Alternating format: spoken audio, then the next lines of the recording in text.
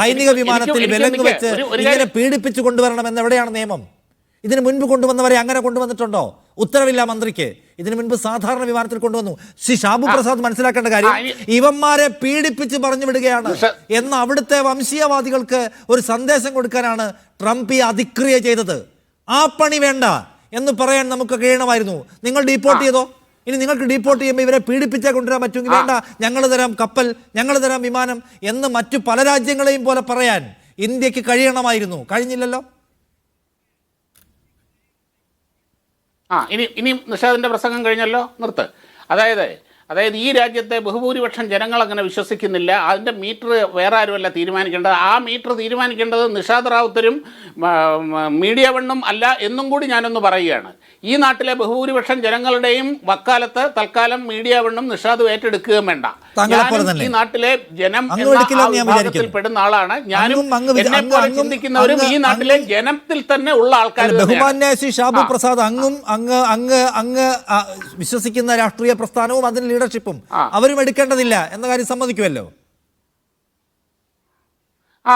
അല്ല, എല്ലാവർക്കും. പക്ഷെ നിങ്ങൾക്ക് അഭിപ്രായം പറയാൻ സ്വാതന്ത്ര്യമുള്ളതുപോലെ തന്നെ ഈ നാട്ടിലെ, നിങ്ങൾ പറഞ്ഞല്ലോ ഈ നാട്ടിലെ ജനങ്ങൾ അങ്ങനെയല്ല ചിന്തിക്കുന്നത് എന്ന് പറയാൻ നിങ്ങൾക്കുള്ള അതേ അവകാശം ഈ നാട്ടിലെ ബഹുഭൂരിപക്ഷം ജനങ്ങളും ഇങ്ങനെയാണ് ചിന്തിക്കുന്നതെന്ന് പറയാൻ എനിക്കും എന്നെ പോലെ ചിന്തിക്കുന്നവർക്കുമുണ്ട്. നിങ്ങൾ അംഗീകരിക്കുന്നില്ലയോ എന്നുള്ളത് എൻ്റെ വിഷയമല്ല. ഞാൻ അത്രയേ ഉള്ളൂ പറഞ്ഞത്. പിന്നെ ഒരു രാജ്യം കുറ്റവാളികളായി കാണുന്നവരോട് എങ്ങനെ പെരുമാറണം, അവരെ ഏത് വിമാനത്തിൽ കൊണ്ടുവരണം, എങ്ങനെ ചെയ്യണം എന്ന് ഇവിടെ ഇരുന്ന് പറയാൻ നമുക്ക് കഴിയില്ല.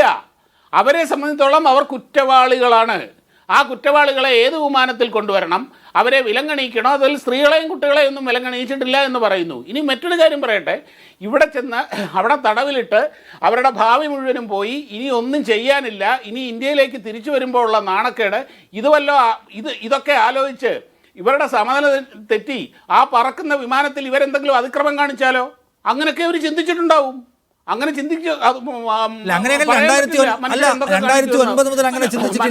വരുമ്പോൾ താങ്കൾ പറഞ്ഞല്ലോ 2009 മുതൽ ഇതിനു മുൻപും വിമാനങ്ങളിൽ കൊണ്ടുവന്നിട്ടുണ്ട് സൈനിക വിമാനം, ചെലവേറിയ സൈനിക വിമാനം.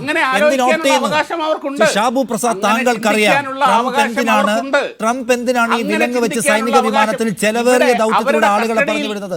അത് അവിടെ സന്ദേശം കൊടുക്കാനാണ്. ഈ നുഴഞ്ഞുകയറ്റക്കാരെ ഞാൻ ഓടിക്കുകയാണ്, ഈ നുഴഞ്ഞുകയറ്റക്കാരായ മൃഗങ്ങളെ ഞാൻ ഓടിക്കുകയാണ് എന്ന സന്ദേശം കൊടുക്കാനാണ് ഇത് ചെയ്യുന്നത്. ആ പൊളിറ്റിക്കൽ ഗെയിമിൽ ഞങ്ങളുടെ പൗരന്മാരെ വെച്ച് കളിക്കേണ്ട എന്ന് പറയേണ്ടത് നമ്മൾ. ഇമ്മ്യൂണിറ്റിയുമില്ല.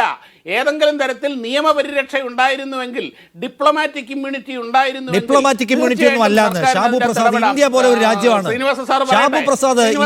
ഇന്ത്യ ഒരു തരത്തിലുള്ള ഷാബു പ്രസാദ്, ഇന്ത്യ ഡിപ്ലോമാറ്റിക് ഇമ്മ്യൂണിറ്റിയുടെ പ്രശ്നമൊന്നും അല്ല. ഡിപ്ലോമാറ്റിക് ഇമ്മ്യൂണിറ്റിയുടെ പ്രശ്നമൊന്നുമല്ല ഷാബു പ്രസാദ്. ഇന്ത്യ ഒരു തുക്കട രാജ്യമൊന്നും അല്ല. അമേരിക്കയോട് അത് നടക്കില്ല എന്ന് ഇന്ത്യ ഒരു തുക്കട രാജ്യമല്ല. അവരുടെ നിയമവും അവരുടെ നിയമമൊന്നും അല്ല. എന്ത് നിയമം? അവരുടെ നിയമമാണോ ഇത്? കൊന്നുകളഞ്ഞൊന്നുമില്ല. ഇല്ല, സൈനിക വിമാനം അവരുടെ നിയമമാണോ? സൈനിക വിമാനം അവരുടെ നിയമമാണോ? സൈനിക വിമാനം അവരുടെ നിയമമാണോ? ഇന്ത്യ എന്ന് പറയുന്ന വലിയ രാജ്യത്തിന്റെ പവർ വെച്ചിട്ട് നടക്കില്ല എന്ന് പറയാനുള്ള ഗട്ട്സില്ല. അതാണ് പ്രശ്നം. ഗട്ട്സില്ല. അല്ല, അതിന് പവറില്ല. പറയാൻ നമുക്ക് ഉറപ്പുണ്ടാവണ്ടേ? പറയാൻ ഉറപ്പുണ്ടാവണ്ടേ?